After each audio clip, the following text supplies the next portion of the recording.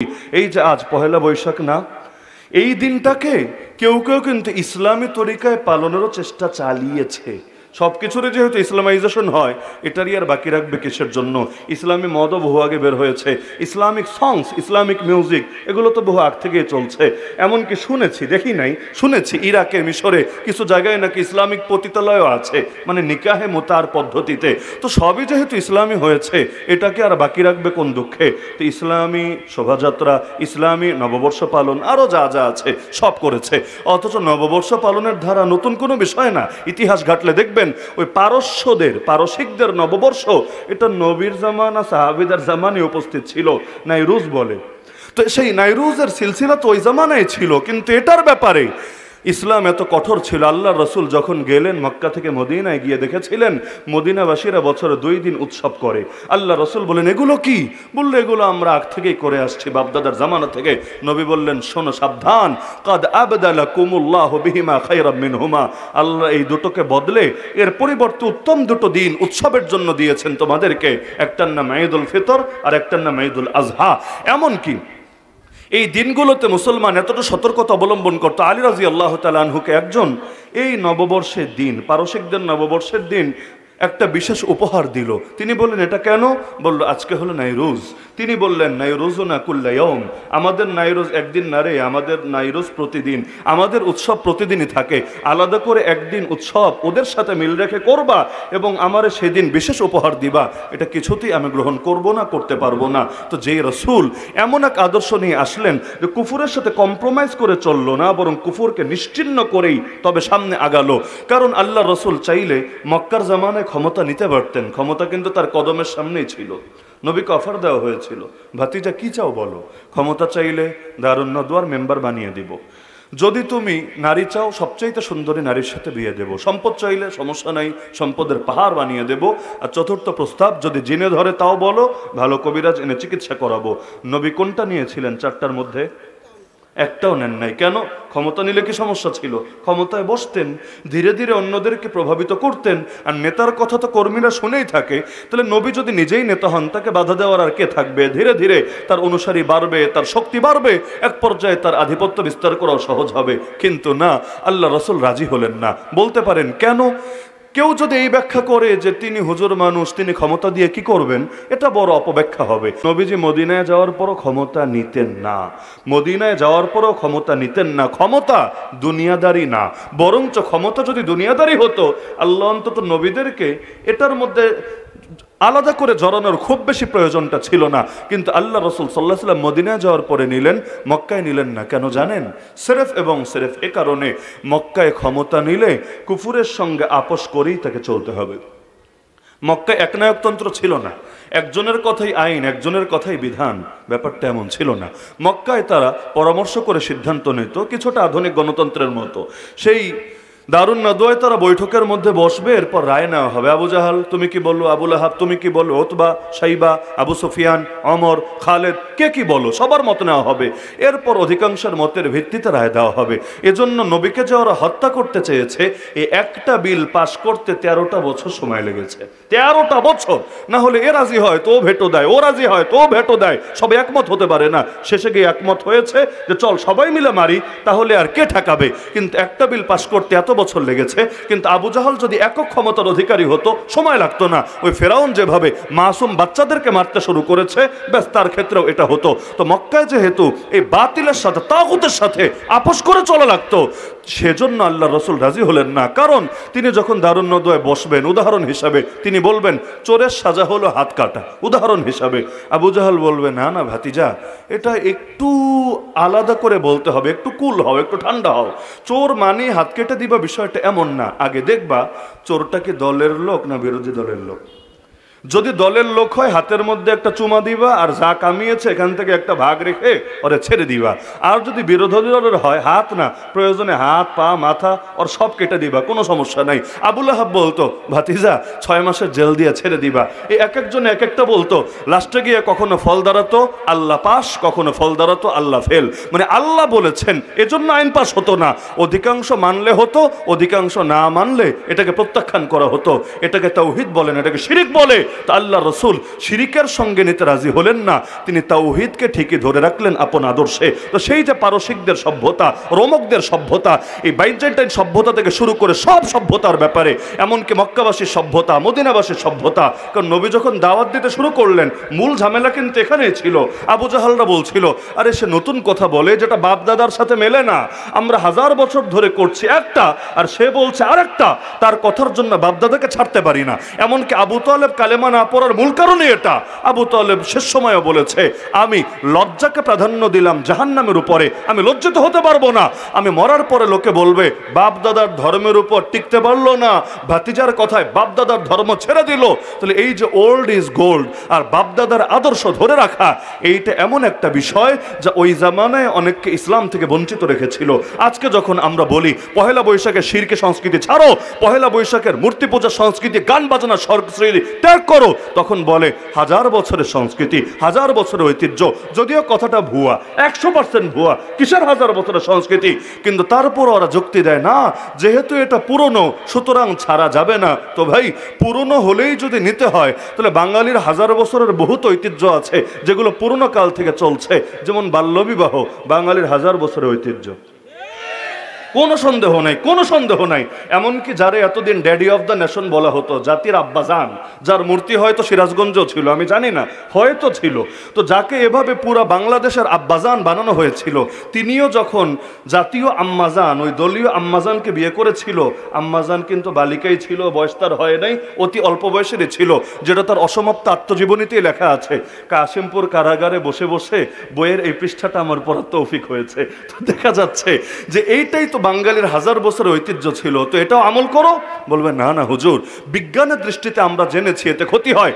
আরে বিজ্ঞানের দৃষ্টিতে জেনেছো বলে 1000 বছরের সংস্কৃতি ছেড়ে দিবা, আর কোরআনের দৃষ্টিতে জেনেছো ভুল তবুও ছাড়বা না। তো তোরা কি বিজ্ঞানের উপরে ঈমান আনলি, কোরআনের উপরে ঈমান আনতে পারলি না? বিজ্ঞানী বড় হয়ে গেল যার কাছে কোরআনের চাইতো নিজের ইমানদার দাবি করে কোন মুখে? আরে কোনটা কত বছর আগ থেকে চলছে দেখার বিষয় না, যেটা কোরআন হাদিসের সাথে মিলবে না সেটাকে ধরে ডাস্টবিনে ছুঁড়ে ফেলতে মুসলমান কোনো দ্বিধা করবে না। কারণ এই যুক্তি দিয়ে নবীকে দমানোর চেষ্টা করা হয়েছিল, বাপ দাদার বিরুদ্ধে চলে যাচ্ছে। আল্লাহ বললেন, আওয়ালাউ কানা আবাহুম লা ইয়াকিলুনা শাইআন ওয়া লা ইয়াহতাদুন। আরে কিসের বাপ দাদা? ওদের বাপ দাদারা কিছু বুঝতো না, ওরা হেদায়েতের উপর ছিল না। যেই বাপ দাদা হেদায়েতের উপর থাকে না, ওই বাপ দাদা সন্তানদের জন্য দলিল হতে পারে না। কারণ সব বাবা তো আর আদম আলাইহিস সালামের মতো নবী হিসাবে বাবা, মানে নবীর মতো বাবা হন এমন না। আজরও তো বাবা, তো বাপের আদর্শই যদি চূড়ান্ত হয় তাহলে সবসময় তো ইমানদারির উপরও থাকা যাবে না। তো বলছিলাম আল্লাহ রসুল সাল্লাল্লাহু আলাইহি ওয়াসাল্লাম তিনি দাওয়াত শুরু করলেন। তো উম্মতের কি কপাল, আমাদের কি কপাল। আলহামদুলিল্লাহ, আল্লাহ তাআলা আমাদেরকে সেই শ্রেষ্ঠ নবীজির উম্মত হওয়ার তৌফিক দিলেন, যেই নবীর উপর ঈমান আনার ওয়াদা আল্লাহ অন্য নবীদের থেকেও নিয়েছিলেন। এমনকি আল মসজিদুল আকসা, এখানে পর্যন্ত আল্লাহ রাব্বুল আলামিন আল মসজিদুল আকসার মধ্যে পর্যন্ত তাকে সকল নবীদের ইমাম পর্যন্ত বানিয়ে দিয়েছিলেন। তাহলে এত বড় মর্যাদা, এত বড় শ্রেষ্ঠত্ব আল্লাহ রাব্বুল আলামিনকে দিলেন, আমাদেরকে দিলেন। এরপরও কিছু মানুষ দেখা গেল নবীর জামানাই হলো নিজেদেরকে নবী দাবি করতে শুরু করলো। এমনকি এই খাতমে নবুয়ত হেফাজতের জন্য কোনো সমস্যা, খাতমে নবুয়ত হেফাজতের জন্য ওই জামানায়ও সাহাবীদেরকে প্রাণ দিতে হয়েছিল। এই মুসাইলিমা কাযযাব নিজেকে যখন নবী হিসাবে দাবি করলো, আল্লাহ রসুলের কাছে পর্যন্ত চিঠি পাঠিয়ে দিল যে দেখো মুহাম্মদ, তুমি আর কুরাইশি তো সব দখলে নিয়ে নিলা, আমাদেরকে কি দিলা? চলো একটা চুক্তি করি তোমার সাথে, 50-50, অর্ধেক নিবা তোমরা কুরাইশিরা, বাকি অর্ধেক নিব আমি এবং আমার অনুসারীরা, এবং তোমার পরে ক্ষমতাটা আমার কাছে আসবে, গদিটা আমারই থাকবে, কারণ তুমিও নবী আমিও নবী। এভাবে একটা চিঠি পাঠালো আল্লাহ রসুলের কাছে। চিঠিটা 2 জন লোক নিয়ে গেল। আল্লাহ রসুল চিঠিটা পড়ে এত রাগান্বিত হলেন। রাসূলুল্লাহ সাল্লাল্লাহু আলাইহি ওয়াসাল্লাম যখন রাগান্বিত হতেন তার চেহারা মোবারক এত লাল হয়ে যেত, মনে হতো যেন বেদানার দানাগুলো নিংড়ে তার চেহারা মোবারকের মধ্যে ঢেলে দেওয়া হয়েছে। আল্লাহ রসুল প্রচন্ড রাগান্বিত হয়ে বলেন, ওয়াল্লাহি, আল্লাহর কসম করে বলছি, লাউলা আন্নার রাসূলা লা তুকতাল লা দারাবতু আনাকাকুমা। আরে যদি বিধান এটা না হতো যে বার্তা বাহকদেরকে হত্যা করা হয় না, আমি মুহাম্মদ তোমাদের কল্লাই রাখতাম না, তোমাদের 2 জনের কল্লাই উড়ায় দিতাম। কেন? কারণ এই যে বেয়াদবি মার্কা চিঠি নিয়ে এসেছে, যে চিঠির মধ্যে নবীর পরেও নবী হওয়ার দাবি করা হয়েছে। তার মানে নবীর পরে কেউ যদি নিজের নবী দাবি করে, তার সঙ্গে আচরণ কি করতে হয় এটা কোরআন হাদিসের আলোকে আমাদের সামনে আছে। আমরা তো খালি এই যুগে একটু প্রতিবাদ করি, এতেই বেচারাদের সহ্য হয় না, কিন্তু যেই সময় আসল সুন্নাতের উপর লোকে নামবে ওই সময় যে অবস্থা কি হবে আমার তো মাথায় ধরে না। তো নবীজি একটা ফিরতি চিঠি পাঠালেন, বেটা তুই যে বলিস যে অর্ধেক অর্ধেক ভাগ করে নিতে, কুরাইশকে অর্ধেক দিতে, তোকে অর্ধেক দিতে, তুই জানিস জমিনের মালিককে? ইন্নাল আরদা লিল্লাহ, এই জমিনের মালিক হলেন আল্লাহ। জমিনের মালিককে? গোটা জমিনের মালিককে আল্লাহ। বাংলাদেশের মালিকও আল্লাহ, ইন্ডিয়ার মালিকও আল্লাহ, ইসরায়েলের মালিকও আল্লাহ, আমেরিকার মালিকও আল্লাহ, গোটা জমিনের মালিকই আল্লাহ। এই জন্য কেউ যদি লেখে সকল ক্ষমতার মালিক রাজা, সকল ক্ষমতার মালিক জনগণ, এগুলোরে আমরা শিরিক ছাড়া ভিন্ন কিছু মনে করি না। কারণ আমাদের পরিচয় আমরা প্রতিনিধি, আমরা গোলাম, আমরা দাস, আমরা আল্লাহর প্রতিনিধি, আল্লাহর গোলাম, আল্লাহর দাস। আর যে এটাতে রাজি হয় না সে হলো শয়তানের গোলাম, শয়তানের প্রতিনিধি, শয়তানের দাস। একদল আলোর পক্ষে আর একদল অন্ধকারের পক্ষে। আমাদের চিরকালের লড়াই হলো আল্লাহর জমিনে আল্লাহর দাসত্ব বাস্তবায়ন করার পক্ষে। আল্লাহু ইবতাআসানা লিনুখরিজা মান শাআ মিন ইবাদাতিল ইবাদ ইলা ইবাদাতিল্লাহি ওয়াহদা ওয়া মিন যিকিদ দুনিয়া ইলা সাআতিহা ওয়া মিন জাওরিল আদিয়ান ইলা আদলিল ইসলাম। সাহাবী রিবি রাদিয়াল্লাহু আনহু বলেছিলেন, আল্লাহ আমাদেরকে পাঠিয়েছেন বান্দাদেরকে, দাসদেরকে, গোলামদেরকে মানুষের গোলামি থেকে বের করে আল্লাহর গোলামিতে নিয়ে যাওয়ার জন্য। আমাদের লড়াই এটাই। কারণ আমরা এই পরিচয়ে গর্বিত যে আল্লাহ আমাদেরকে ডাক দেন হে আমার বান্দা, আর এই পরিচয়ে গর্বিত তিনি আমাদের জন্য বানিয়েছেন নবী মুহাম্মদুর রাসূলুল্লাহ সাল্লাল্লাহু আলাইহি ওয়াসাল্লাম।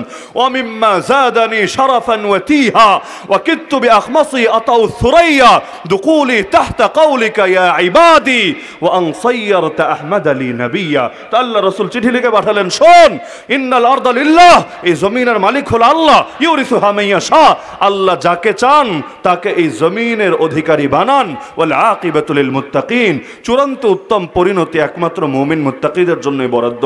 নবীজি চিঠি দিয়ে পাঠালেন সাহাবী হাবিব আনসারী রাদিয়াল্লাহু আনহুকে, খাতমে নবুয়তের প্রথম শহীদ। আল্লাহ তাআলা আমাদেরকেও তার পদাঙ্ক অনুসরণে তৌফিক দান করুন। চিঠি নিয়ে গেলেন, চিঠি দিলেন মুসাইলিমার কাছে। মুসাইলিমা পড়ার পরে রাগে উত্তেজিত হয়ে গেল। সে এবার হাবিব আনসারী রাদিয়াল্লাহু তাআলা আনহুকে নিজের সব সভ্যতার গণ্ডিকে অতিক্রম করে তাকে জিজ্ঞাসা করলো, যদি আল্লাহ নবী তার বার্তাবাহকদের ব্যাপারে কত বড় আদর্শের পরিচয় দিল যে নবী চাইলে কল্লা উড়ায় ফেলতে পারতো, কিন্তু কিচ্ছু বললো না। কেন? কারণ ওরা তো চিঠি নিয়ে এসেছে। এমনকি নবী তাদেরকে জিজ্ঞাসাও করেছিল, এই চিঠির কথা তোমরাও মানো কিনা, করো কিনা? বলেছে হ্যাঁ, আমরাও এটা বিশ্বাস করি, আমরা এর সঙ্গে একমত আছি। এরপরও নবীজি তাদেরকে কোনো শাস্তি দিলেন না। কেন? তারা বার্তাবাহককে মারা এটা ইসলাম, তো ইসলাম কোনো সভ্যতারও পরিচায়ক না। কিন্তু মুসাইলিমা কাযযাব হাবিব আনসারী রাদিয়াল্লাহু আনহুকে বন্দী করে ফেললেন। বন্দী করে ফেলে তাকে বলল, আতাশহাদু আন্না মুহাম্মাদান রাসূলুল্লাহ, তুই কি সাক্ষ্য দেস যে মুহাম্মদ আল্লাহর রাসূল? বলল, অবশ্যই আমি সাক্ষ্য দেই মুহাম্মদ সাল্লাল্লাহু আলাইহি ওয়াসাল্লাম আল্লাহর রাসূল। সে বলল, আচ্ছা ভালো কথা, আতাশহাদু আন্নী রাসূলুল্লাহ, তুই কি এটাও সাক্ষ্য দেস যে আমি মুসাইলিমাও আল্লাহর রাসূল? তিনি বলেন, প্রশ্নই আসে না। মুহাম্মদ সাল্লাল্লাহু আলাইহি ওয়াসাল্লামকে আল্লাহর রাসূল মানার পরে দ্বিতীয় কাউকে আল্লাহর রাসূল মানতে আমি কিছুতেই রাজি না। আর সাহাবীদের সামনে তো অন্যান্য ঘটনাগুলোও ছিল। মুসাইলিমার আগে তো আসওয়াদ আনাসিও নিজেকে নবী বলে দাবি করেছিল। আল্লাহ রাসূল সাল্লাল্লাহু আলাইহি ওয়াসাল্লাম তার এক সাহাবী যার নাম ফাইরুজ রাদিয়াল্লাহু আনহু, তাকে একটা চিঠি লিখে পাঠিয়েছিলেন যে দেখো, তোমার এলাকায় এই লোকটা নিজেকে নবী দাবি করছে, বাকিটা তুমি বুঝে নিও। আল্লাহ রাসূল তাকে ইঙ্গিতে যে আদেশ দেওয়ার দিয়ে দিলেন। ফাইরুজ রাদিয়াল্লাহু আনহু চিঠি পেয়ে বড় পেরেশান যে কাজ তো করতে হবে, কিন্তু কিভাবে করবে তিনি পথ খুঁজছেন। অবশেষে তিনি লিঙ্ক পেয়ে গেলেন। কিভাবে লিঙ্ক? এই আসওয়াদ আনাসি একদিকে নিজেকে নবুয়তের ভণ্ড দাবিদার তো আছেই, অপরদিকে সে একের পর এক এলাকা যুদ্ধ করে দখল করে ফেলছিল। এর মধ্যে একটা এলাকা দখল করলো, সেই এলাকার আঞ্চলিক সর্দার যে ছিল তাকে হত্যা করে তার বউকে জোর করে বিয়ে করে নিল। আর ওই যে মহিলা যাকে জোর করে সে বিয়ে করে নিয়েছে সে ছিল ফাইরুজ রাদিয়াল্লাহু আনহুর চাচাতো বোন, আপন চাচাতো বোন। তো এই লিঙ্কটা পেয়ে গেল, যেহেতু সে নিজেও ভিকটিম, এবং সে তার কাছে একরকম ওই যুদ্ধবন্দী দাসীর মতো অবস্থায় আছে। যদিও বিয়ে করেছে, কিন্তু এটা অনেকটা যৌন দাসের পর্যায়ে তাকে তার মতামত ছাড়াই জোর করে আটকে রেখেছে। তো তিনি তার সাথে গোপনে খবর পাঠালেন যে এভাবে আল্লাহ রসুল তো আমাকে বার্তা দিয়েছেন, তো তুমি আমাকে কোনো সহযোগিতা করতে পারবা কিনা? বোন আশ্বাস দিল, হ্যাঁ আমি তোমাকে সহযোগিতা করব, অমুক দিন অমুক সময় তুমি চলে এসো। তো নির্দিষ্ট টাইম তাকে দিয়ে দিল। তো একদিন সেই নির্ধারিত টাইমটা ছিল রাতের বেলা। রাতের বেলা সেই নবুয়তের ভণ্ড দাবিদার আসওয়াদ আনাসিকে ইচ্ছা মতো মদ খাওয়ালো। অবাক হওয়ার কিছু নাই, বলবেন নবীও দাবি করে মদও আবার খায়। আরে ভাই, বাংলায় দেখেন না কত ওলি, গাঞ্জাও খায়, মদও খায়, আকাম কুকাম যা আছে সবই করে।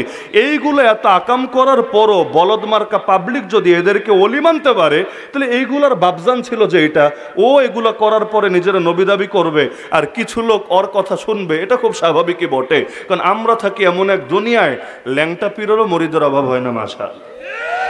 আমরা থাকি এমন এক দুনিয়ায় গরুর গোবরের মধ্যেও করোনার শিফা খোঁজে, হয় নাই এমন? এমনকি গরুর মুখ, গরুরে মা ডাকে, গাভীরে মা ডাকে ভালো কথা, নিজের আপন মায়েরটাই তো পান করে না, সেখানে গাভীর সেই হলুদ হলুদ মূত্র দেখলেই তো মানে গন্ধ এবং কি একটা আলাদা বিশ্রী অনুভূতি হয়। সেটাকে কি মজা করে, এভাবে হয়তো মানুষ সফট ড্রিঙ্কসও খেতে পারে না, এনার্জি ড্রিঙ্কসও খেতে পারে না, একদম মজা করে খায়। আবার তারপর আমাদেরকে হুমকি দেয়, তোরা যারা গরুর দুধ খেয়ে বড় হয়েছিস তোদের নাম নিশানা মিটায় দিব, তোদেরকে নতুন গাজা বানায় ছাড়বো, যেভাবে বাবরি মসজিদ ভেঙেছি তোদের সব মসজিদ ভাঙবো, ওয়াকফ বিল পরিবর্তন করে তোদের সব মাদ্রাসা মসজিদ ঈদগাহ কবরস্থান দখলে নেব। এসকো কত, গরুর মুখ খেয়ে আর গোবর খেয়ে খেয়ে মাথার নাটবল্টু সব ঢিলা হয়ে গেছে।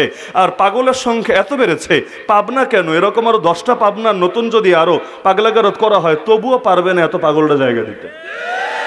তো আসওয়াদ আনাসি ইচ্ছা মতো মদ খেলো। তো সেই মদের মধ্যে মদের পরিমাণটা একটু বেশিই খাওয়ালো, তার মধ্যে ঘুমের ওষুধও মেশানো ছিল। তো সব খাওয়ার পরে সে তো এখন অবচেতনে ঘুমাচ্ছে। এদিকে তিনি ওদিকে ইশারা পাঠালেন সেই ফাইরুজ রাদিয়াল্লাহু আনহুকে, দেয়াল টপকে তিনি ভেতরে ঢুকে গেলেন। ঢোকার পরে তিনি রুমে চলে গেলেন, কোনো বাধা নাই, বিপত্তি নাই। তিনি গিয়ে তার খঞ্জরটা বের করে কাজ যা করার সেরে ফেললেন। তো গরুর গলা কাটলেও তো ভেতর থেকে গো গো ধরনের আওয়াজ বের হয়। তো এখন আসওয়াদ আনাসির গলা যখন কাটছেন, ওই ভেতর থেকে গঙ্গানির আওয়াজটা বের হচ্ছে। তো ওই জামানায় তো আর এত সাউন্ড ছিল না, না মাইক আছে, না গাড়ির প্যাপু এই জাতীয় কোনো আওয়াজ আছে, কিছু নাই, চারদিকে শুনশান নীরবতা। এর ভেতরে যখন সেই গঙ্গানির আওয়াজ আসছিল, তখন সিকিউরিটি গার্ড যারা ছিল এরা সচকিত হয়ে উঠলো, কিরে কাহিনী কি, আওয়াজ আসে কোত্থেকে? তা আওয়াজ তো মনে হচ্ছে ওদের নবীর রুম থেকেই আসছে। এখন ছুটে গেল, এই আমাদের নবীর কি হয়েছে, কোনো সমস্যা নাকি রুমের ভেতরে? তো নবীর স্ত্রী তো অবশ্যই বিশ্বস্ত নির্ভরযোগ্য ওদের কাছে, সে এসে বললো না না কোনো সমস্যা নাই। আমার এই বাক্যটা যতবার পড়ি মানে হাসি এত আশা আসে, দমফাটার অবস্থা। সেই নারী মন্তব্য করলো, তোমরা টেনশন নিও না, আন-নাবিয়্যু ইউহা ইলাই, নবীর কাছে ওহী আসছে, ওহী আসলে সাউন্ড তো একটু হতেই পারে।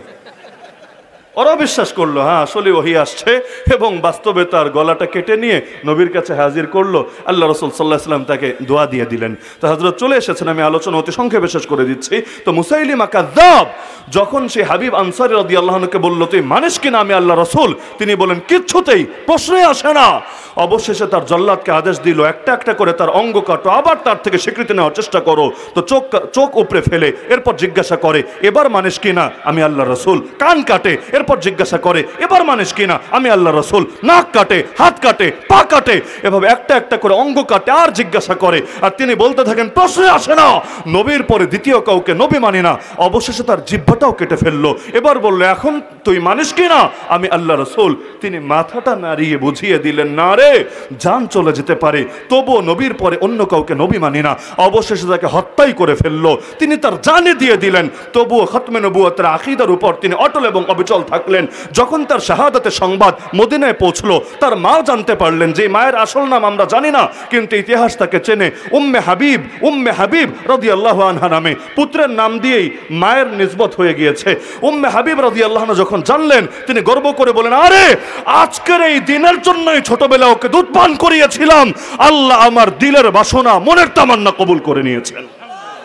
তাহলে হাবিব আনসারী রাদিয়াল্লাহু আনহু যদি একজন সাহাবী হয়েও খাতমে নবুয়তের আকীদা হেফাজতের জন্য নিজের জান কোরবান করতে পারেন, আমরাও এই জামানায় কাদিয়ানি বিরোধী আন্দোলনে খাতমে নবুয়ত হেফাজতের জন্য নবীর পরে নবী নাই, সংসদে আইন চাই, এই দাবি উত্থাপন করতে গিয়ে প্রয়োজনে আমাদের জানও কোরবান করতে পারবো। তো যতদিন পর্যন্ত জান আছে বাতিলের সঙ্গে কিছুতে আপোষ করতে পারবো না।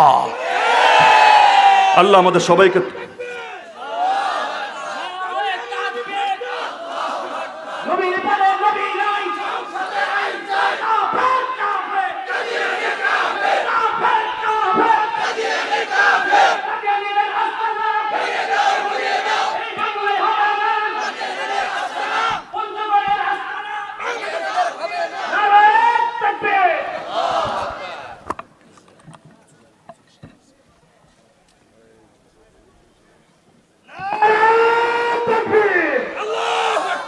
হরিপুরি সাহেবের হাতে